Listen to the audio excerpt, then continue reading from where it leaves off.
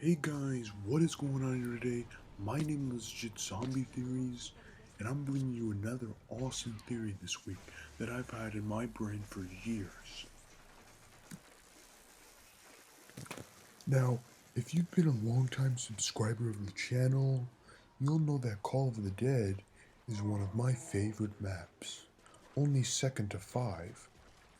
I just love the story behind it, and most of all, George Ramero. But before we get into it, guys, I'd like you to smash that like button and hit that subscribe button because I put a lot of effort into making this mind-blowing theory for you today. So let's get right into the news.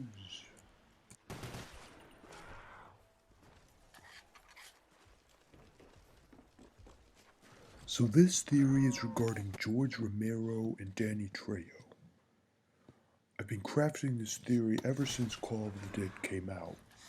If you watched my previous theory, then you'll know that Tank Dempsey is JFK and Nixon's son. Here's what I think. If JFK and Nixon had a son, then why would it be so surprising for Castro and McNamara to do it with Nixon as well? So, getting back to George Romero. He's very tall, he's very slim, and he has glasses. Danny Trejo is brown and has an accent. I think that George is McNamara's son. Here's why. Robert McNamara is tall, slim, and has glasses. They are exactly the same. The second thing I believe is that Danny Trejo is Castro's son because he is short and brown. This goes for the game as well as real life. George realized that he was an awful son and that Danny was much better than him.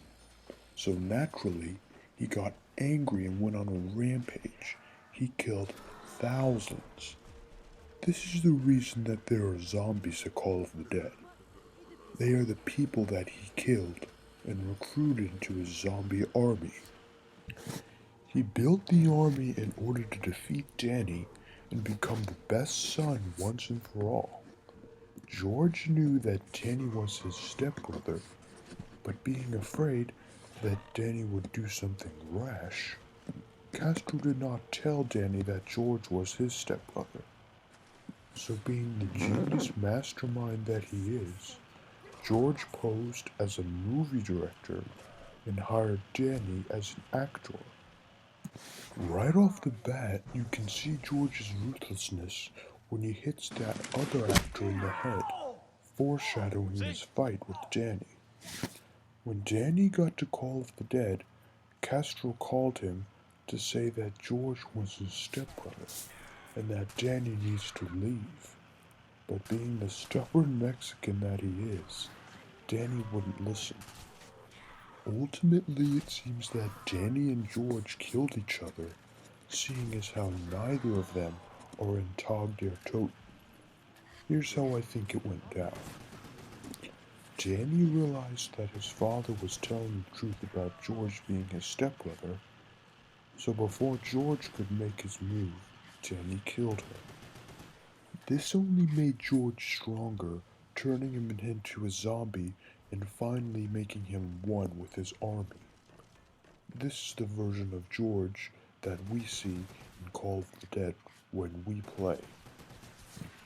But Danny was relentless and filled George with so much lead that he exploded, leaving no remains.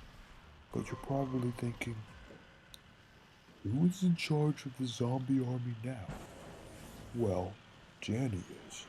You might be confused, but I'll cover Danny Trejo's involvement in another video.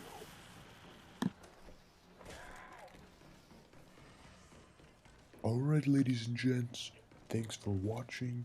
I hope you enjoyed that theory, and I'll catch you all in another video. See you all later. Hope to see you again in another video. Bye.